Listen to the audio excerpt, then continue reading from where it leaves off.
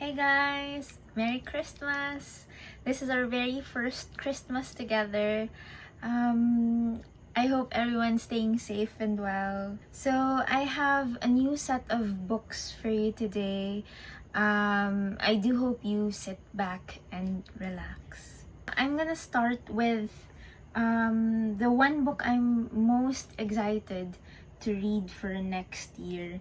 It's Anna Karenina by Leo Tolstoy, and I've actually talked about this one from my last video. I do hope you check that out. But as you can see, I have here the Oxford World's Classics edition, whereas the book I had from my last video, it was in the Alma Classics edition. So in this copy I'm holding, this has the translation by Louise and Almer Maud. So as I mentioned, I have already talked about some tidbits about the novel in my last video, and so if you haven't seen my last video yet, the link is in my description, so I hope you check that out. So for now, what I'm going to talk about for today is going to be the painting that is used in this cover. So look at that. So pretty, right? So this cover features the detail of an 1883 oil painting called Portrait of an Unknown Woman by the Russian artist Ivan Kramskoy. So this is one of Russia's best-known artworks, and that the identity of this woman remains unknown.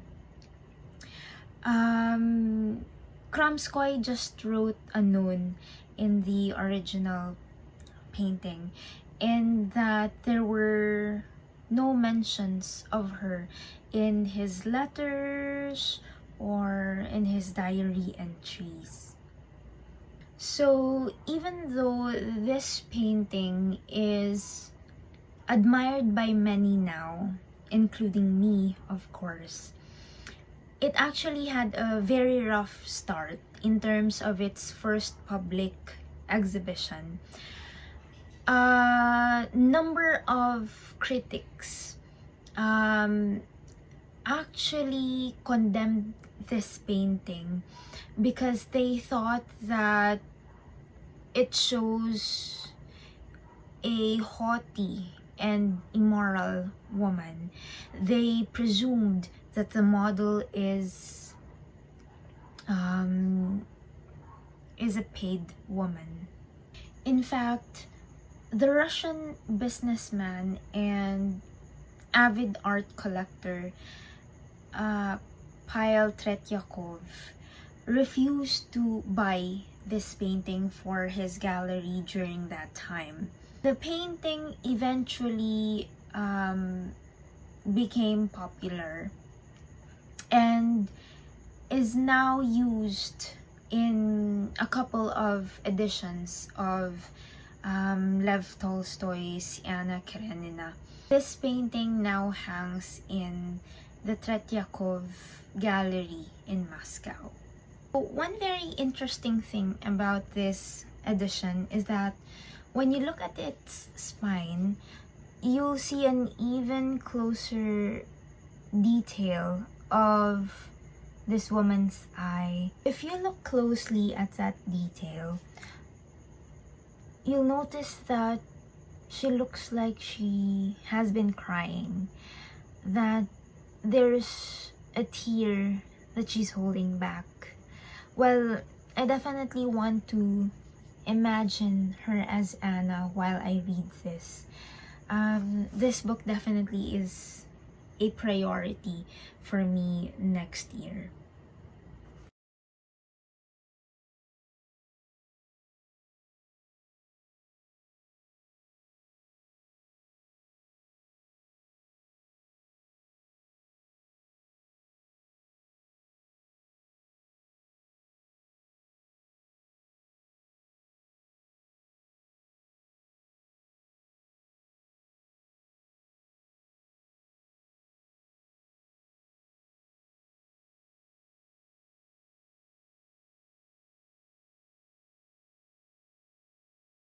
So next I have here two of Stendhal's best known works.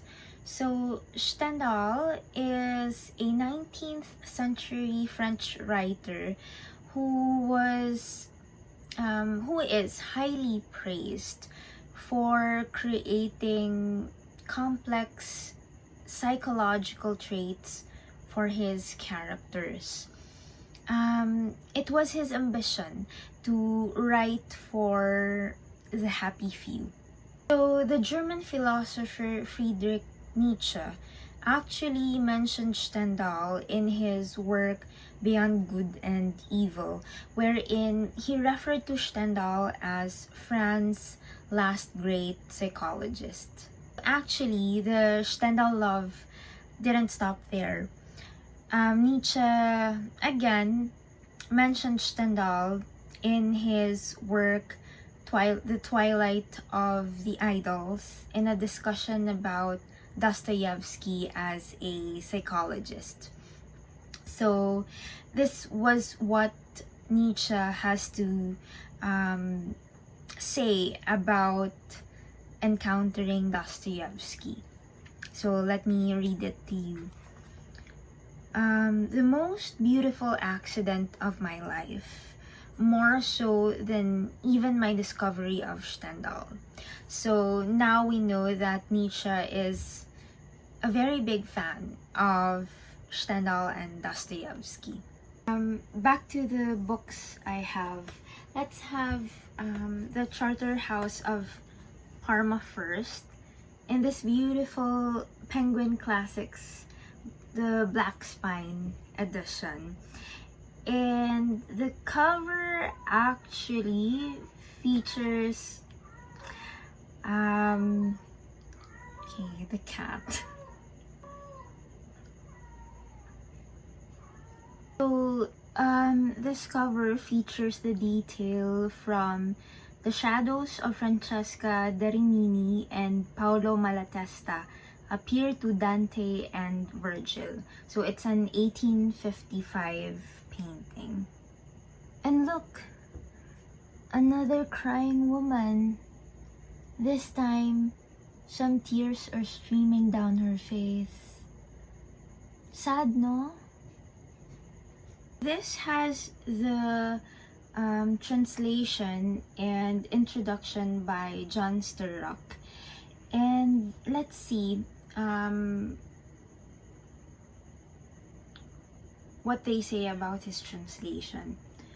So it says here, this new translation by John Sturrock conveys the passion and humor of the original, while his introduction discusses the novel in relation to Stendhal's life and writing career. Published in 1839, this is the story of an Italian nobleman in the Napoleonic era, and that some has tagged this as a romantic thriller with lots of intrigues and adventures. This has been adapted on film, television, and opera, and some of its great admirers include the French novelist Henri de Balzac, Leo Tolstoy, and Henry James. Balzac considered this as the most significant novel of his time, while Henry James ranked this as one of the dozen finest novels we possess. A part of this novel heavily influenced Leo Tolstoy in his writing of War and Peace.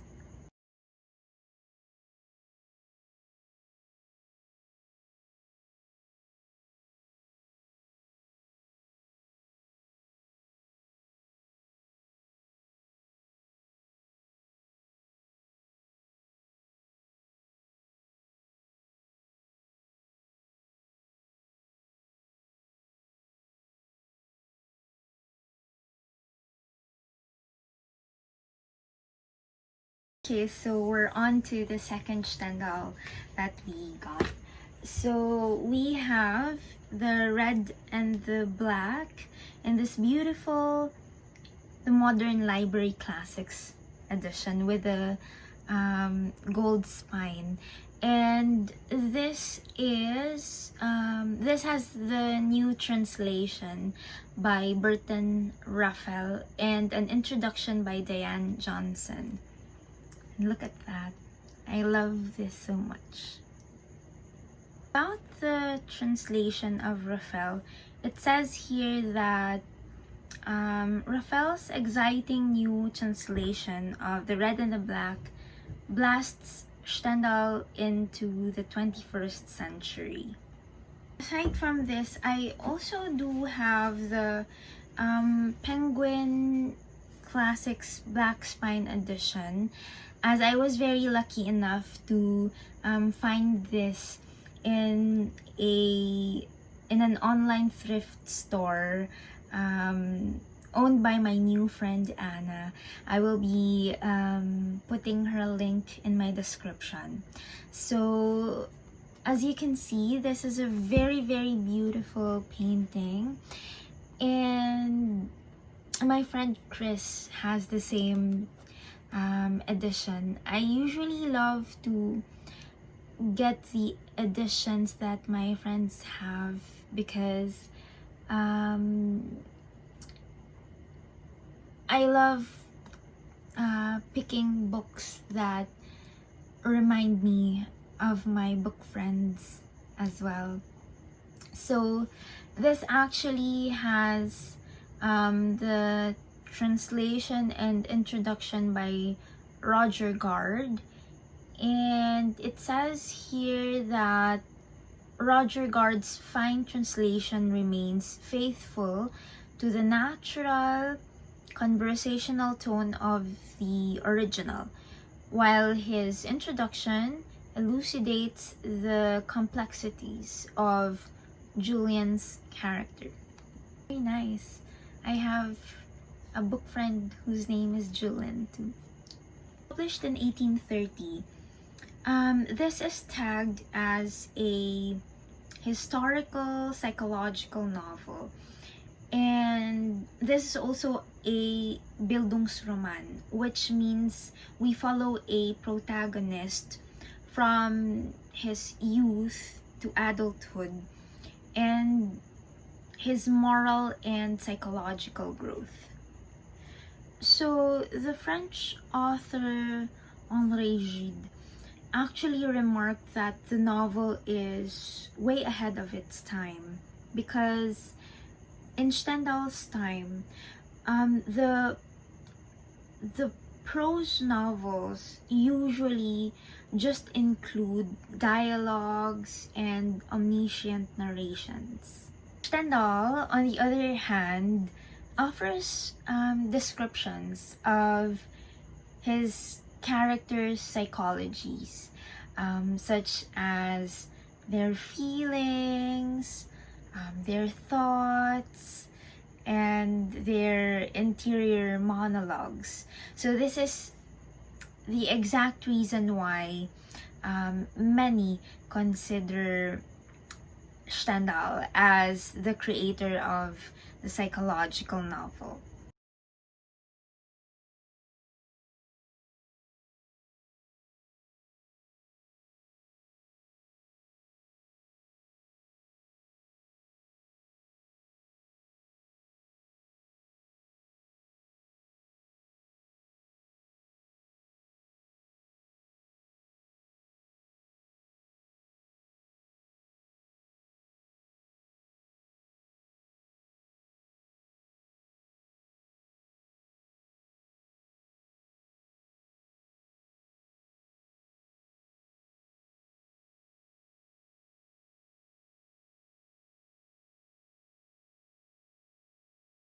For our last book, we have The Lady of the Camellias by Alexandre Dumas.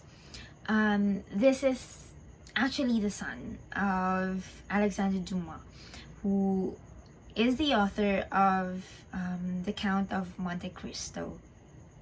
As you can see, I have here this very beautiful, again, very beautiful Penguin Classics edition with a black spine.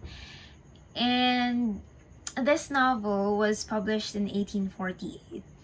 This is where the very well-known opera La Traviata is based on. And if you have seen the 2001 Oscar-winning movie Moulin Rouge with Nicole Kidman, then you probably know what the story is about. So considered as one of the greatest love stories of all time, this tells the story of Marguerite Gautier, who was known as the most beautiful and most expensive courtesan in all of Paris.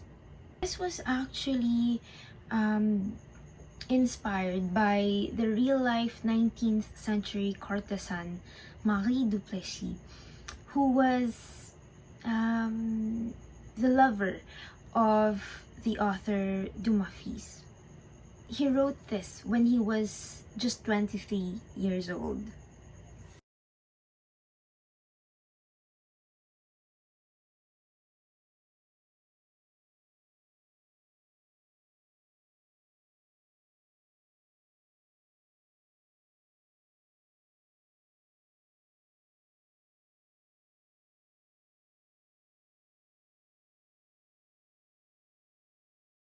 So that's it for today.